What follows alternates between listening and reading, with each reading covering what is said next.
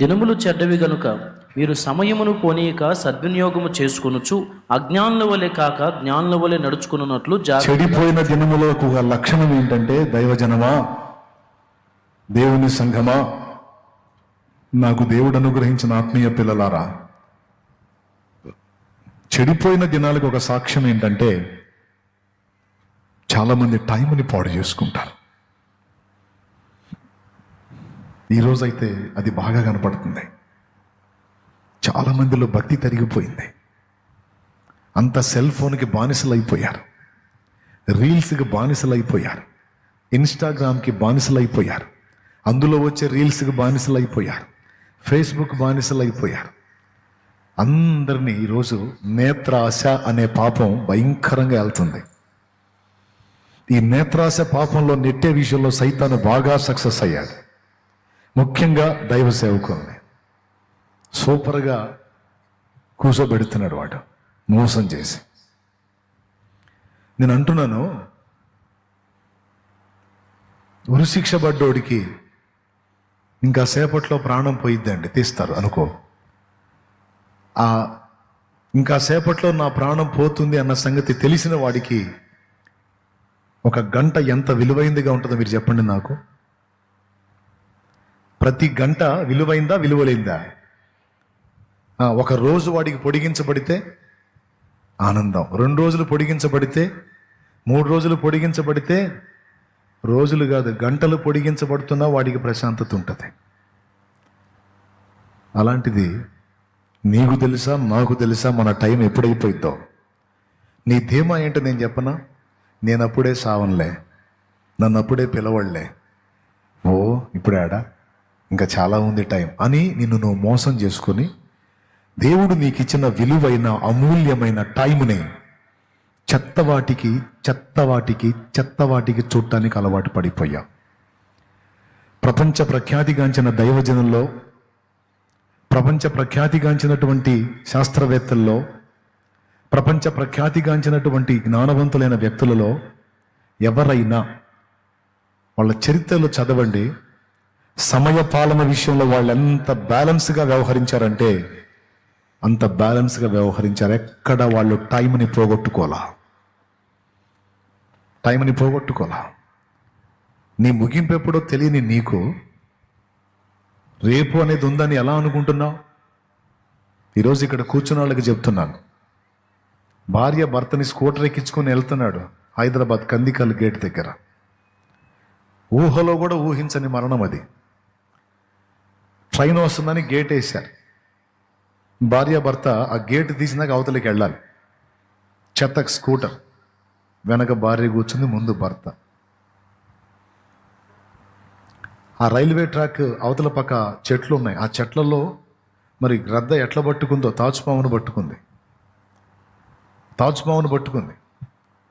పట్టుకొని దాన్ని గోళ్లతో పట్టుకొని తీసుకెళ్తుంది చంపి తింటానికి.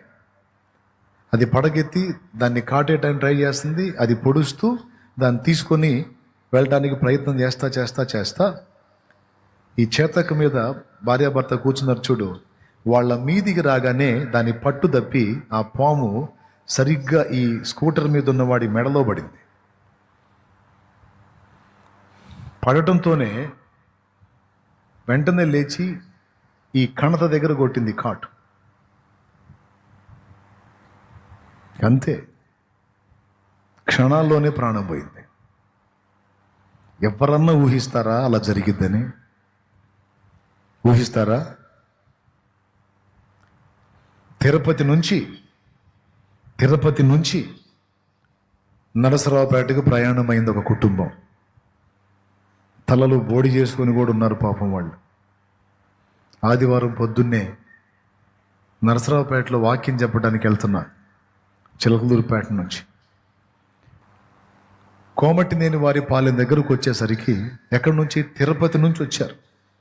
నైట్ అంతా జర్నీ చేసుకుంటా తెల్లవారుజాముకి ఇంకా కరెక్ట్గా 10-12 కిలోమీటర్లు వెళితే వాళ్ళ ఊరు వెళ్ళిపోతారు. వచ్చే ట్రావెల్స్ బస్సును కొట్టింది వీళ్ళ కారు. అంతే, స్పాట్లోనే అతి దారుణంగా చనిపోయారు. వాళ్ళు ఊహించలా.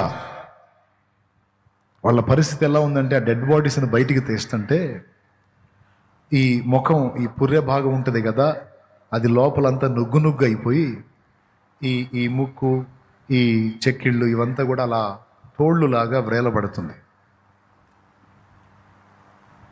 అది చూసినప్పుడు ఒళ్ళు జల్లరిచ్చింది, నాకు ఏడుపు వచ్చింది. ఇంకొక 10-12 కిలోమీటర్లు వెళ్తే వాళ్ళు ఊరు చేరతారు. కానీ ఇంత దూరం ప్రయాణం చేసి అదిగో ఊరు అనంగా ఇక్కడ అసూలు బయటం ఏమిటి? వాళ్ళు ఊహించారా? మరణానికి వయోపరిమితి లేదు.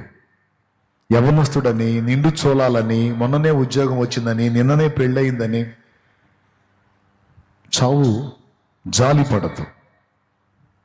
దైవజనుడని, విశ్వాసాన్ని కూడా వదిలిపెట్టదు. దేవుడు మనకిచ్చిన టైం చాలా విలువైంది.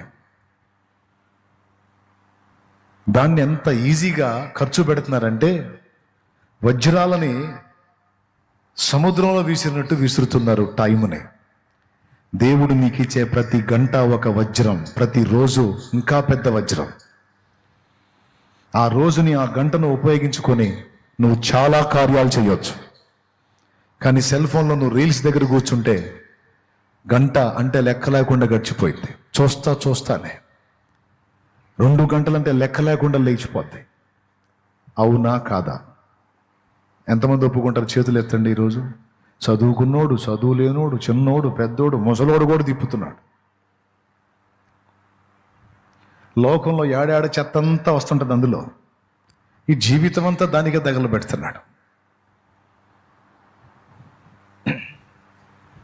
తన జీవిత కాలం అంతా సేవ చేసి, సువార్త ప్రకటించి, సుమారు 60 సంవత్సరాలు దాటిన ప్రాయంలో ఒక దైవజనుడు తన వారితో ఏమన్నాడో తెలుసా? ఇంకొంతకాలం నాకు ఆయుష్ ఇవ్వమని అడగండ్రా, మళ్ళొక్కసారి ఆంధ్ర రాష్ట్రం మొత్తం చుట్టి ప్రకటిస్తాను, ఆంధ్ర రాష్ట్రాన్ని మళ్ళొక్క ఊపుతాను రా అని ఆయన కోరాడట. ఆయన దేవుడు సమయం ఇవ్వలా. ఆయన ఎంత పెద్ద దైవజనుడైనా, ఎంత గుర్తింపబడిన వాడైనా, ఎంత ప్రశంసపాత్రుడైనా, దేవుడిచ్చిన సమయం వరకే. అది పౌలుకైనా, పేతురుకైనా, యోహానుకైనా, యాకోబుకైనా. అదే పేతురుకి ఇప్పుడు టైం ఇస్తే కుప్పల తెప్పలుగా ఆత్మలు రక్షించబడవచ్చు. అదే పౌలుని ఇప్పుడు ఉంచితే కుప్పలు తెప్పలుగా సంఘాలు కట్టబడవచ్చు. కానీ పౌలు పేతురులకి ఇవ్వలా. గతించిపోయిన భక్తులకు టైం ఇస్తే, ఒక చార్లెస్ గ్రాండిన్సన్ ఫిన్నీకి ఇస్తే, ఒక డిఎల్ మూడీకి ఇస్తే, ఒక ఏసన్నకి ఇస్తే, ఒక ముంగమూరి దేవదాస్ అనే దైవజనుడికి ఇస్తే, ఒక భక్త సింగ్ అనే దైవజనుడికి ఇస్తే, ఒక సాధు సుందర్ సింగ్ అనే దైవజనుడికి ఇస్తే పరిస్థితులు వేరేగా ఉంటాయి. కానీ ప్రసంగిలో ఒక మాట ఉంది, చచ్చిన సింహం కంటే బతికున్న కుక్క మేలు కదా అంటాడు. వారు వెళ్ళిపోయారు ప్రభు పాదాల దగ్గరికి. వాళ్ళు ఎంత సమర్పణ కలిగిన భక్తులైనా వాళ్ళకి ఇచ్చిన టైం అయిపోగానే దేవుడు తీసుకుంటాడు. టైం మరొకరికి ఇస్తాడు. నా తమ్ముడు, నా చెల్లి, నీకు దేవుడిచ్చిన టైం ఎప్పుడో నువ్వు రాసుకున్నావా? నువ్వు ఫిక్స్ అయ్యావా? నువ్వేమన్నా కలలుగంటున్నావా? గ్యారంటీ కార్డులు ఏమన్నా తెచ్చుకున్నావా? ఎవరికంటే గొప్పోడి, ఎవరికంటే మునగాడివి?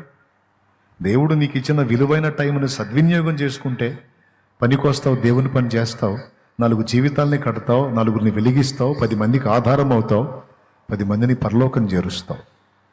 నువ్వు దానికి ప్రిపేర్ కాకుండా నీ టైంనంతా నాశనం చేసుకొని, లైఫ్నంతా పాడు చేసుకొని, చివరికి చావు దగ్గరికి వచ్చి ఆ కిడ్నీలో లివరో చెడిపోయి, ఆ గుండె ఏదో సమస్య వచ్చి ఆ బెడ్ మీద ఉండి అప్పుడు అంటాడు, ప్రభువా నాకు అవకాశం ఇవ్వు, ప్రభువా నాకు ఒక్క ఛాన్స్ ఇవ్వు, నన్ను బ్రతికించు, నీకోసం సేవ చేస్తానయ్యా అంటాడు. ఎప్పుడు? పడక సీన్లో. అప్పుడు దేవుడు ఏమంటాడో తెలుసా? పిచ్చోడా, చాలా టైం ఇచ్చా, చూసా బాయ్, వింటున్నావా? చాలా సంవత్సరాలు చూశారా నిన్ను బాబు, ఇంకేంది టైము? ఇచ్చిన టైం అంతా చెత్తగా తగలబోసావు. ఎన్నోసార్లు నిన్ను హెచ్చరించా, పనికిమాలిన వ్యాపకాలు పెట్టుకొని నీ మైండ్ అంతా దాన్ని కనెక్ట్ చేసుకొని నీ టైం అంతా నాశనం చేసుకొని నన్ను ఇప్పుడు టైం అడుగుతున్నా, బుద్ధుందా నీకు?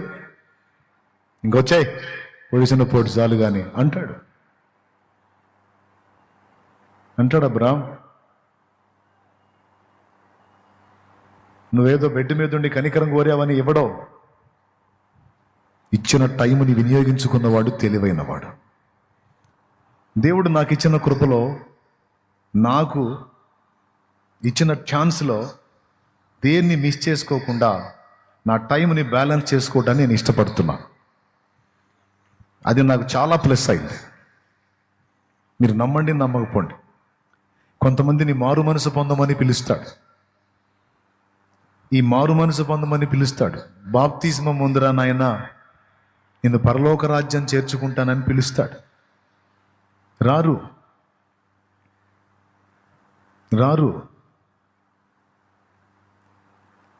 ఇట్లనే ఒక కార్యక్రమం పెట్టి ఒక ఫంక్షన్ హాల్లో యవనస్తులైన పిల్లలందరినీ గ్యాదర్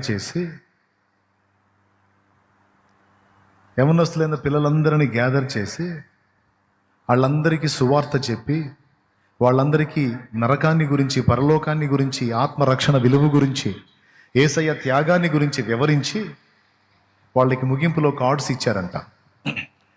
మీరు విన్నదాన్ని బట్టి మీ తీర్మానం రాయండి అని. మీరు విన్నదాన్ని బట్టి మీ తీర్మానం ఏంటో రాయండి అంటే అందరూ వాళ్ళ తీర్మానాలు రాశారు. ఒక అమ్మాయి ఒక తీర్మానాన్ని రాసింది. ఏం తీర్మానం రాసిందో తెలుసా? ఇవన్నీ విన్న తర్వాత యేసే నిజమైన దేవుడని నాకు అర్థమైంది, నా పాపముల కొరకు ఆయన ప్రాణం పెట్టాడని నాకు అర్థమైంది, నేను ఆయన ఇచ్చిన రక్షణను నిర్లక్ష్యం చేస్తే నరకం తప్పించుకోలేనని నాకు అర్థమైంది, నన్ను పరలోకం చేర్చడానికి యేసు ప్రభు అంత రిస్క్ చేశాడని నాకు అర్థమైంది, ఇది ఇంకా ఎవరు చెయ్యలేదు అని కూడా నాకు అర్థమైంది. కానీ నేను బాప్తిస్మం అంటే మారు మనసు బాప్తిస్మం అనేది ఇప్పట్లో చెయ్యలేను. నేను ఇంకా కొన్ని కోరికలు కలిగి ఉన్నాను, అవి తీర్చుకున్న తర్వాత అప్పుడు నేను బాప్తిస్మం పొందుతాను అని రాసింది. ఆశ్చర్యం చెప్పనా? అదే రోజు నైట్ ఆ అమ్మాయి చనిపోయింది. ఊహించని రీతిలో. ఇన్ని తెలిసి కార్డులో ఇంత డీటెయిల్డ్గా రాసి అమ్మాయి ఊహించలా ఆ రాత్రే చివరి రాత్రి అని. ఊహించలా, కానీ అయిపోయింది. అంటే ఆ అమ్మాయి ఏం ఫిక్స్ అయిందంటే, ఇంకా నాకు చాలా భవిష్యత్తు ఉంది, నాది చాలా పెద్ద జీవితం, నాది చాలా చిన్న వయసు, ఇంకా నేను చాలా కాలం బ్రతుకుతాను, నేను ఇప్పుడే చావను, కాబట్టి ఇవన్నీ నాకు తెలిసిన ఇప్పుడే నేను పొందను. నాకు తెలిసిన దైవజనుడు శామ్యూయల్ దేవవరం అనే దైవజనుడు, ఆయన కూడా ఆ వైద్య సంబంధమైనటువంటి దానిలో పనిచేసినటువంటి వాడు. ఆయన ఒక నక్సలైట్గా తన జీవితాన్ని జరిగించి అక్కడ అరణ్యంలో ప్రభు చేత దర్శించబడి ప్రభులోకి వచ్చాడు. పసికందుగా ఉన్నప్పుడు, ఇంచుమించు 12 ఏళ్ల వయసులో ఉన్నప్పుడు సముద్రంలో మునిగి చనిపోతే తల్లిదండ్రి ఆయన కోసం ప్రార్థించినప్పుడు ఆయన బ్రతికాడు. చచ్చిపోయినోడు బ్రతికాడు. అలా బ్రతికిన తర్వాత పెరిగి పెద్దవాడై చదివి ప్రయోజకుడు అవుతాడు అనుకుంటే కొంతమంది ఈ నక్సల్స్ ఉద్యమంలోనికి ఆయన ఆకర్షించారు. అందులోకి చేరి ఒక నక్సలైట్గా మారి కొంతమంది ప్రాణాలు తీయటానికి కూడా అతను వాడబడ్డాడు. ఫోటోలో చూశారు మీరు, శామ్యూయల్ దేవవరం అనే దైవజనుడు. ఆయన తరువాత అరణ్యంలో ప్రభువుని కలుసుకున్నాడు. నక్సలైట్ ఉద్యమంలో ఉండి ఒకరోజు తన ఇంటికి వచ్చినప్పుడు మధ్యరాత్రి వేళ ఆకలయ్యి అమ్మ ఇంట్లో ఏదన్నా ఆహారం చేసిద్ది, సైలెంట్గా వెనక నుంచి వెళ్ళి తిని వెళదామని ఇంటి వెనక వైపు నుంచి తల్లిదండ్రులు కూడా తెలియకుండా ఇంట్లోకి రావడానికి ప్రయత్నించాడు. మధ్యరాత్రి ఇంచుమించు 1-2 సమయంలో. అలాంటి టైంలో ఆయనకు ఒక స్వరం వినబడుతుంది ఇంట్లో. అది ఎవరిది అంటే వాళ్ళ అమ్మది.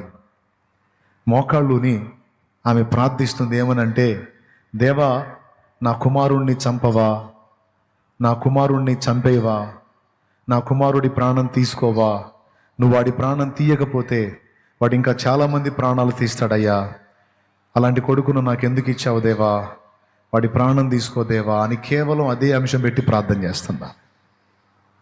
జన్మనిచ్చిన తల్లి.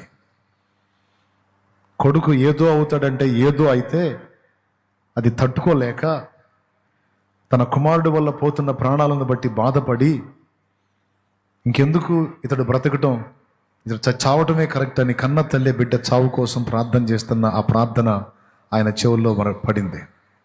ఏడ్చుకున్నాడు. నేను ఉద్యమంలో ఉన్నాను, నేను చేసే త్యాగం నా తల్లికి అర్థం కావటం లేదు, చివరికి నన్ను కన్న తల్లి కూడా నా చావును ఎదురు చూస్తుందని ఆహారం తినకుండా వెళ్ళిపోతాడు. అదే ఆలోచిస్తూ ఉంటాడు. ఆ తర్వాత అరణ్యంలో ఒక రాత్రి వేళ ఆయన సిపాయి డ్యూటీ చేస్తున్నప్పుడు ఒక స్వరం ఆయనతో మాట్లాడటం ఆయన స్పష్టంగా విని యేసు ప్రభు గురించి ఆలోచించి ఆయన మారు మనసు పొందుతాడు. ప్రభు స్తోత్రం. ఆయన రక్షణలోనికి వస్తాడు. రక్షణలోనికి వచ్చిన తర్వాత దైవ సేవ కొరకు ఆయన పిలువబడతాడు. ఆయన అలా పిలువబడిన తర్వాత ఒకరోజు ఆయన ప్రార్థనలో ఉన్నప్పుడు దేవుడు ఒక వైద్యురాలను ఆయనకు చూపిస్తాడు. ఒక వైద్యురాలు, ఫేమస్ డాక్టర్ని ఒక ఆమెని ఆయనకు చూపించి, నీవు ఆమె యొద్దకు వెళ్ళి ఆమెకు నన్ను గురించి చెప్పు, ఆమె ఇంటి వారిని రక్షణ పొందమని చెప్పు అని ఆయన ప్రేరేపించినప్పుడు ఈయన ఆమె ఇంటికి ఆమె హాస్పిటల్లో ఉన్నప్పుడు వెళ్తాడు అక్కడికి. సో అని చెప్పినప్పుడు ఆయన్ని లోపలికి రానిస్తారు. అప్పుడు ఆమె ఓపీలో ఉంటుంది. అక్కడ ఆమెను కలుసుకుంటాడు ఆయన. కలుసుకొని ఆమెకు క్రీస్తు గురించి చెప్పినప్పుడు జీసస్ గురించి నాకు తెలుసు అని కొన్ని మాటలు వింటది. ఆయనే పంపాడమ్మా నన్ను ప్రేరేపించి, నీ పేరు నాకు ఇచ్చి మరి నాకు పంపాడు, దయచేసి మారు మనసు పొంది నువ్వు నీ ఫ్యామిలీ త్వరగా బాప్తిస్మం పొందండి, త్వరగా రక్షింపబడండి, త్వరగా సిద్ధపడండి అని ఆమెతో మాట్లాడితే ఆమె ఈ రక్షణ బాప్తిస్మం, ప్రభువుకి జీవితం అప్పగించటం అనే మాట వచ్చేసరికి ఆమె చిరాకు పడింది. నేను ఇప్పుడు ఓపీలో ఉన్నాను, మీరు ఈ మ్యాటర్ అంతా చెప్పేదానికి ఇది సమయం కాదు, బయట పేషెంట్స్ ఉన్నారు, దయచేసి నా టైంను అర్థం చేసుకోండి, మీరు చెప్పేవన్నీ విని మీరు చెప్పినట్టు చేయటానికి నాకు టైం లేదు, నన్ను అర్థం చేసుకోండి ప్లీజ్ అంది. ఏం లేదండి, ఏం టైం లేదు, విన్న బోధ ఇది నాది కాదుయని నిర్లక్ష్యముగా వెడలెదవా నీవు, మారు మనసు పొందవా, రేపు ఎనడి రోజున నిన్ను, రేపు ఎనడి రోజున నిన్ను మరణము సంధించగా మోక్ష మార్గము ఇక లేదుగా, మరణము సంధించగా మోక్ష మార్గము ఇక లేదుగా, ప్రియుడా పాపిగానే జీవింతువా, పాపమునందే మరణింతువా, ప్రియుడా పాపిగానే జీవింతువా. స్తోత్రం. పాస్టర్లు చిల్లర కోసం వచ్చి ఇలాంటి మాటలు ఎన్నో చెప్తా ఉంటారు. ఈ చిల్లర మాటలు మనకి ఎందుకు అనుకుందో ఏమో పిచ్చి తల్లి. చిల్లర కోసం వచ్చేవాడైతే నీకంటే బాగానే సంపాదిస్తాడు. బ్రతకడానికి వస్తే బ్రతకడానికి బోల్డ్ అన్ని పనులు లోకంలో చాలా ఉన్నాయి. కానీ దైవ సేవ వచ్చేవాడు బ్రతకడానికి కాదు, అనేకుల్ని బ్రతికించడానికి వస్తాడు సేవకి. ఇది అర్థం చేసుకోలేని మూర్ఖ జనం ఉన్నారు. వాళ్ళు అలా అనుకుంటారు. ఏమి కూడా అనుకుందేమో,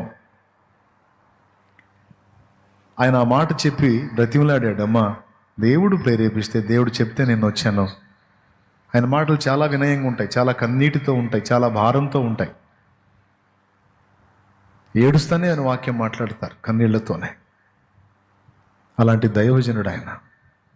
ఆయన్ని పంపించాడు దేవుడు, వెళ్ళి చెప్పున్నానా వినలా. నాకు టైం లేదు సార్ ప్లీజ్ అంది. టైం లేకపోతే నేను చేసేది ఏముంది లేమని వచ్చేసాడు. ఓ రోజు ఇది జరిగిన తర్వాత ఈ హాస్పిటల్లో సర్జరీ చేయించుకోవడానికి వచ్చారు. పల్లెటూరు నుంచి ఒక అమ్మాయిని తెచ్చారు. సర్జరీ సక్సెస్ అయింది. కృతజ్ఞతగా వాళ్ళు డాక్టర్ గారికి, సహజంగా ఎవరైనా పేషెంట్స్ ఆరోగ్యం కుదుట పడితే ఈ పండ్లు, ఈ ఫ్రూట్స్ అవి ఇచ్చి థ్యాంక్స్ చెప్తారు సహజంగా. బాగా వైద్యం చేశారండి, నాకు మంచి హెల్త్ వచ్చింది, థ్యాంక్స్ అండి అని కృతజ్ఞతాపూర్వకంగా కొన్ని వస్తువులు, కొంత డబ్బు అట్లా ఇస్తుంటారు వైద్యులకి. అట్లా ఈమెకి ఏం చేశారంటే, పల్లెటూరు ప్రజలు కదా, కొన్ని ఆకుకూరలు, కొన్ని కూరగాయలు తీసుకొచ్చి, డాక్టర్ గారు ఇవి ఏ మందులు వేయకుండా పెంచినాయండి, మీకని ప్రత్యేకంగా తీసుకొచ్చాము అంటే, పల్లెటూరు నుంచి డైరెక్ట్గా వచ్చిందంటే అది చాలా ఆరోగ్యకరణం అని చెప్పి వైద్యులు బాగా ఇష్టపడతారు వాటిని. తీసుకుందామే, తీసుకొని ఇంటికి తీసుకెళ్ళి ఫ్రిడ్జ్లో, అరలు ఉంటాయి కదా, ఫ్రిడ్జ్లో ఉండే అరలు ప్యాక్ అయి ఉంటాయా, జాలీలాగా ఉంటాయా, గ్రిల్ లాగా ఉంటుందా, ప్యాక్ ఉంటుందా, లేకపోతే నాకేంది ఆడవాళ్ళకి తెలుసు, ఫ్రిడ్జ్లో వాడేది వాళ్ళు లేక ఎక్కువ. ఎలా ఉంటుందండి, అరలు ఉంటుంది, ఖాళీలు ఉంటాయి మధ్యలో, చిన్న రాడ్స్ ఇస్తాడు అంతే. ఎందుకంటే ఆ కూలింగ్ అంతా అన్నిటికీ తగలాలని. ఓకేనా?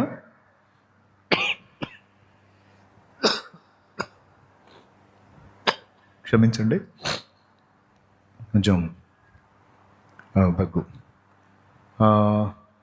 తీసుకెళ్ళి ఏం చేసిందంటే, ఒక అరలో కూరగాయలు పెట్టింది, ఒక అరలో ఆకుకూరలు పెట్టింది, అడుగున నైట్ పాలు కాగబెట్టి తోడేసి అడుగున గిన్నె పెట్టింది, పాల గిన్నె. అందులోకి ఎలా చేరిందో తెలియదు. ఒక పాము ఒకటి, కొన్ని పాములు ఎలా ఉంటాయంటే అవి వయసులో పెద్దవి అయినా సైజులో చిన్నగా ఉంటాయి. కొన్ని పాములు విషసహిత పామే అది ఆకుకూరల్లో చేరింది.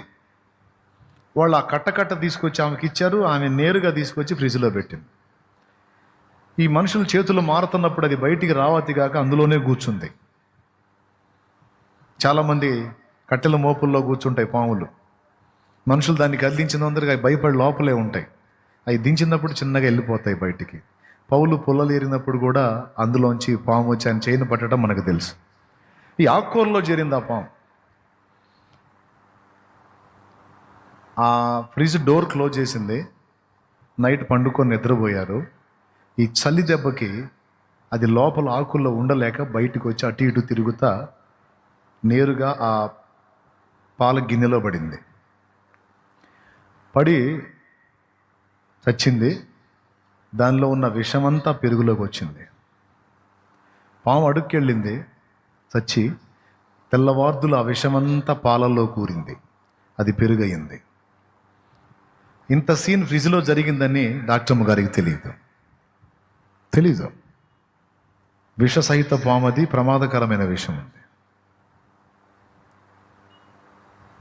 ఇక డాక్టర్ గారి పరిస్థితి ఏంటి ఆమెకు తెలియదుగా. పొద్దున్నే లేచింది, పిల్లల్ని రెడీ చేసింది స్కూల్కి పంపడానికి, భర్త రెడీ అయ్యాడు ఆఫీస్కి వెళ్ళటానికి, ఏమో రెడీ అయ్యింది హాస్పిటల్కి వెళ్ళటానికి. అదే పెరిగేసి భర్తకు పెట్టింది, అదే పెరిగేసి పిల్లలకు పెట్టింది, అదే పెరిగేసుకొని ఆమె తిన్నది.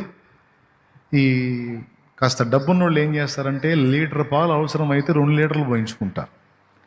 ఎందుకంటే ఎవరైనా అతిథులు వస్తే వాళ్ళకి టీలు కాఫీలు ఇవ్వడానికి కంఫర్ట్గా ఉంటుంది. యథార్థంగా జరిగిన సంఘటన.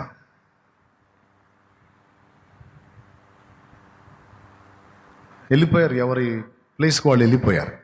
అదే వేసుకొని తిని ఆ పైదంతా వేసుకొని తిన్నారు. సగం పెరుగు అంతే ఉంది. ఆ పెరుగు అడుగున పాము ఉంది. ఇక పని మనిషి వచ్చింది. పని మనిషి వచ్చి కూడా వెంటనే చూసిందా, ఆమె ఊడ్చుళ్ళు, కడుగుళ్ళు, తుడుచుళ్ళు అయిపోయినాక తోముళ్ళ దగ్గరికి వచ్చింది. ఆమె తోముడి దగ్గరికి వెళ్ళేటప్పటికి చాలా టైం అయిపోయింది. అప్పుడు పాత్రల్లో నైట్ ఉన్న పదార్థాలు ఇంకొక వాటిలోకి మార్చి రాత్రి వాడిన పాత్రలు కడగటం సహజంగా స్త్రీలు చేస్తారు. అలా మిగిలిపోయిన వాటిని వేరే వాటికి వాడతారు. అప్పుడు ఈ అమ్మాయి ఆ పెరుగుని ఇంకో దానిలోకి మారుస్తున్నప్పుడు ఆ గంటతో తిప్పినప్పుడు పాము బయటకు వచ్చింది. అంటే బతికిలేదు, సచ్చి. ఆమె గుండె జారిపోయింది.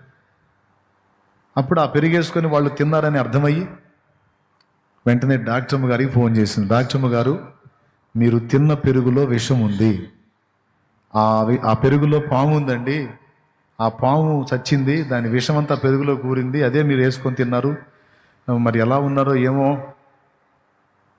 అని అంటే, పిచ్చా, ఓపిలో ఉన్నాను నేను, పెట్టే అంది. లేదమ్మగారు నిజం, మీరు ఆకుకూరలు పెట్టినట్టున్నారు, మీకు ఎవరో ఇచ్చినట్టున్నారు, ఆకుకూరలు పెట్టినట్టున్నారు, పెట్టారా అంది. పెట్టాను. ఆ ఆకుకూరల్లో ఉన్నట్టుందండి, అది మీరు అడుగున పెరుగు కింద పెట్టారు, అందులో పడింది. అయ్యో ప్రమాదం అండి అని చెప్పి ఫోన్ చేస్తే అప్పుడు అర్థమైంది ఆమె, అరే నిజమే కదా అని వెంటనే భర్తకు ఫోన్ చేసింది. పిల్లలు ఎలా ఉన్నారో, స్కూల్కి వెళ్ళి పిల్లల్ని చూడండి, మనం తిన్న ఆహారం విషసహితమైంది అని చెప్పి భర్తకు ఫోన్ చేస్తే సస్తా బతుకుతా ఆయన బయలుదేరాడు. ఆయన వెళ్తూ ఉండగానే ఫోన్, స్కూల్లో 2 పిల్లలు అవుట్. ఈ వార్త వింటూనే ఈయనకి బ్లడ్. ఈ వరుసగా ఈ వార్తలు వింటూ ఈమె అపస్మార స్థితికి వెళ్ళిపోయింది. ఈమెకు కూడా ఎక్కింది. వైద్యం చేసి జనాల్ని బ్రతికించే వైద్యురాలి గతి ఏమంది? మారు మనసు పొందమ్మా, రక్షణ పొందమ్మా అంటే నాకు ఇప్పుడు వాటిని గురించి విని ఆలోచించి అలా చేసే టైం లేదు. ఇంకా బోల్డ్ అంత లైఫ్ ఉంది. ఎప్పుడో చచ్చేటప్పుడు చూద్దాం. ఎప్పుడు చావు వస్తుందో తెలియదు కనుకనే దేవుడు ఇదే రక్షణ దినం, నేడే అనుకూల సమయం అన్నాడు. అంతేగాని 1 సంవత్సరం తర్వాత రక్షణ దినం, 6 నెలల తర్వాత అనుకూల సమయం వల్ల. నేడే రక్షణ దినం, ఇదే అనుకూల సమయం. ఆయన ఇంకా రాలేదు, నీ ప్రాణం ఇంకా పోలేదు. ఇవి 2 జరగకముందే నువ్వు మారు మనసు పొంది బాప్తిస్మం పొంది పాపాలన్నీ కడిగేసుకొని ప్రభు చేతికి జీవితాన్ని అప్పగించి సిద్ధపడు అని దేవుడు మొత్తుకొని పిలుస్తుంటే ఎంతకాలం నిర్లక్ష్యం? విన్న బోధ ఇది నాది కాదు అని నిర్లక్ష్యముగా వెళ్తావా? రేపు ఎనటి రోజున నిన్ను మరణము సంధిస్తే నీ గతి ఏమైద్ది దైవజనుడా? అప్పుడు ఏం చేస్తావు? సేవ. అది జరగకముందే సేవ చేయాలి.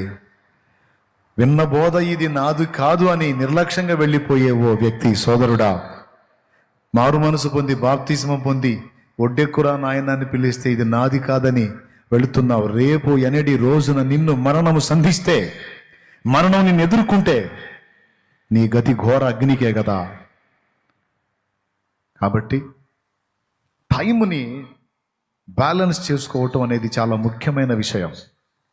దేవుడు నీకు ఇచ్చిన టైంని దయచేసి స్వీకరించి, నేను చెప్తున్నా, నువ్వు ఎన్ని పూజలు పునస్కారాలు చేసినా, పుణ్యకార్యాలు చేసినా అవేటి వల్ల కూడా నీకు రక్షణ కలుగదు.